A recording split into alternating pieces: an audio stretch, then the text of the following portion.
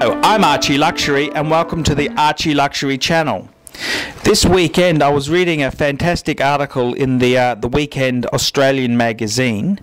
This is the magazine dated February 11 to 12, 2012, and it had a really fascinating article which was it was called When the Music's Over, and it talks about what happens with musical performers, when they part with their highly regarded instrument. Now this was looking more at classical type instruments, and I'll just read a little bit. Parting with a centuries-old Stradivarius is like losing a soulmate.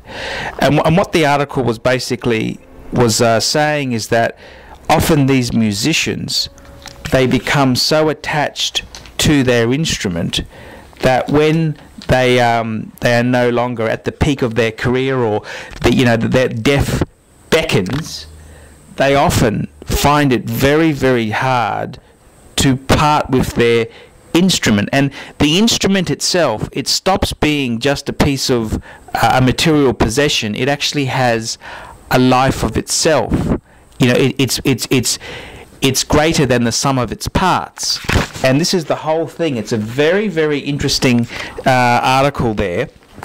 And I was thinking, maybe with wristwatches, you can also have the same situation where you could have a wristwatch, a really top-end wristwatch, and you could, when your death beckons, you could be, get comforted by having that wristwatch with you. And it's quite an interesting article, because the article was focusing on classical musicians who often they've got an instrument which is worth a fortune. And in this case here, it was looking at the instrument which Bernard Greenhouse, he had a cello. He had a Stradivarius cello, and basically the article goes to say there that with this particular cello, which was made, they say it was made in about 1700. It was sort of the pick of these type of instruments, and Greenhouse was a player of refinement and introspection. Goes on to say that when he got his he goes on to say, I'll just read it. He goes, the ear can be deceiving sometimes. Sometimes I'll pick up one of the lovely modern cello in the morning and be very happy with it, but in the afternoon I'll ask what could possibly have pleased me. Sound is not fixed, Greenhouse said, but with my Strad there was never a time when I've been disappointed. So he greatly loved this instrument, and his daughter goes on to say, this is him saying, I opened the cello case and fell immediately in love. The colour of the varnish, the shape of the instrument, it was so beautiful, so very beautiful, and it seemed to me a great jewel. He paid what his daughter Alana described as a fortune for the time, although a fraction of its worth today. And it looks at sort of, these type of instruments, and often what will happen is a rich benefactor will buy this instrument as an investment, and then they will lend it to a musician to use. And often with these type of instruments, it's not really a good idea just to store them in a bank vault. You actually have to play them to preserve them. So that's often why they do that.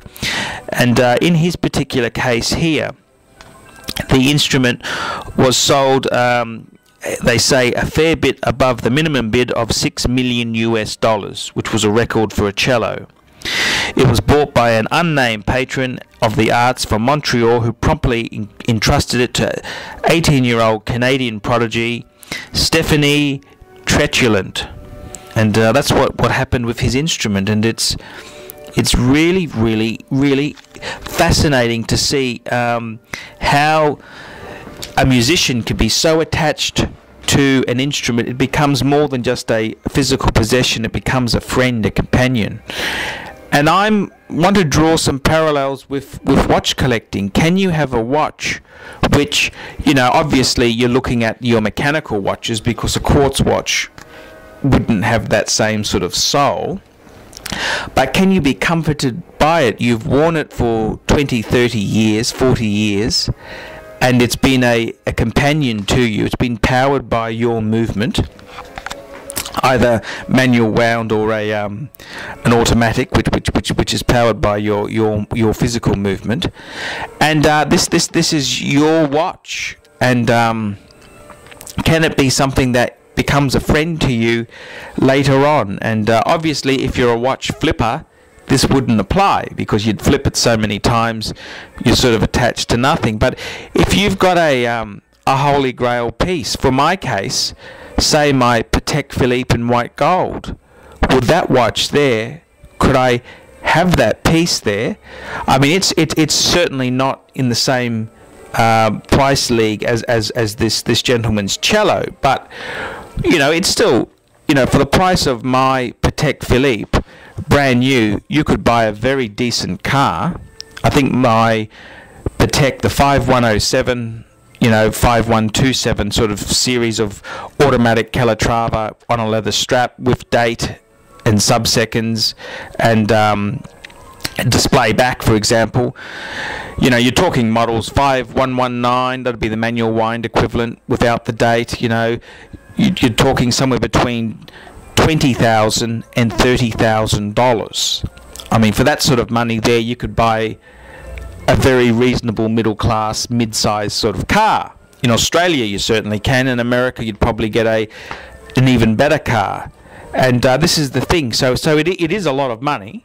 It is a lot of money for a wristwatch, but it can also be a possession which makes you really, really happy. And it's interesting to note there, it's that sort of piece, it can comfort you in your later years of life. And I think there's a lot of parallels to be drawn there. I mean, you think about what other thing can you buy for the price of a modern car that means so much to you and is so special to you? And what other things can you really buy?